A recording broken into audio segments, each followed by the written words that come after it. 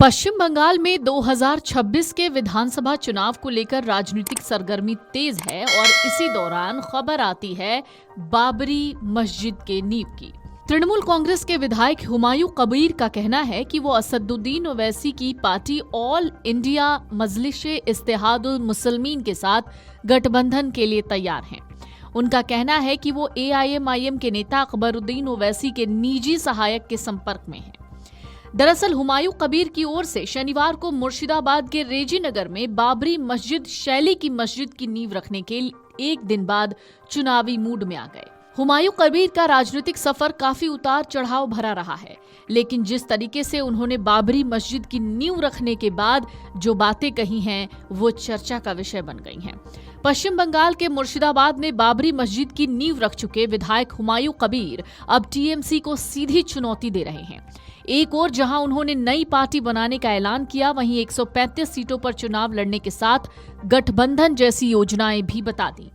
2 दशक से ज्यादा लंबे राजनीतिक करियर वाले कबीर करोड़पति हैं। वो TMC और भारतीय जनता पार्टी समेत कई दलों में रहे हुए हैं।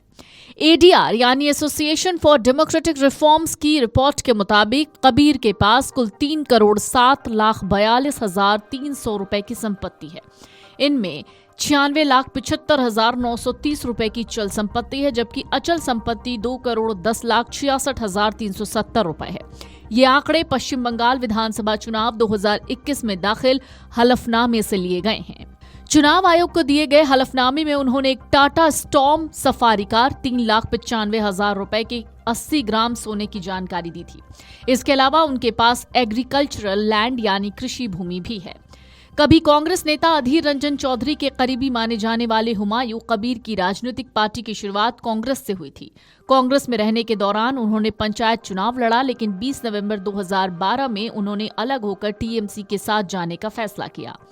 कांग्रेस में रहने के दौरान उन्होंने पंचायत चुनाव लड़ा, वहीं 2011 में पहली बार विधानसभा चुनाव लड़ा और जीत हासिल की।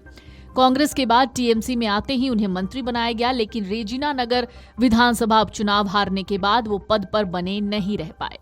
खास बात यह है, साल 2015 में उन्होंने TMC सुप्रीमो ममता बनर्जी पर सवाल खड़े किए, आरोप लगाया कि वो अपने भतीजे को राजा बनाने की कोशिश कर रही हैं। इसके बाद पार्टी ने 6 साल के उन्हें बाहर का रास्ता दिखा दिया। इसके बाद वो कुछ समय के लिए समाजवादी पार्टी में रहे। 2016 में निर्दलीय विधानसभा चुनाव लड़ा, हार गए। हार के बाद उन्होंने कांग्रेस का दामन थामा, लेकिन कुछ वक्त के बाद ही 2018 में BJP में शामिल हो गए। साल 2020 में उन्होंने दोबारा TMC का रुख किया। पिछले 1 महीने में उन्होंने एक नए धर्मनिरपेक्ष गठबंधन की बात की थी और मार्क्सवादी कम्युनिस्ट पार्टी और ऑल इंडिया मजलिस-ए-इत्तेहादुल मुसलमीन के साथ सकारात्मक बातचीत के संकेत दिए हैं।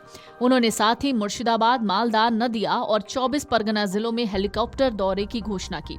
साथ ही उन्होंने बंगाल की 135 सीटों पर अपने उम्मीदवारों को उतारने की बात भी कही है। साथ ही कहा है कि AIMIM के साथ गठबंधन की वो कोशिश करेंगे। उन्होंने दावा किया है कि राज्य की 135 सीटों पर उम्मीदवारों को उतारने का उनका फैसला गेम चेंजर साबित होगा। Video desk amarujala.com। अगर आप ये वीडियो YouTube पर देख रहे हैं तो हमारे चैनल को सब्सक्राइब कर बेल आइकन दबाएं और Facebook पर देख रहे हैं तो हमारे पेज को लाइक करें।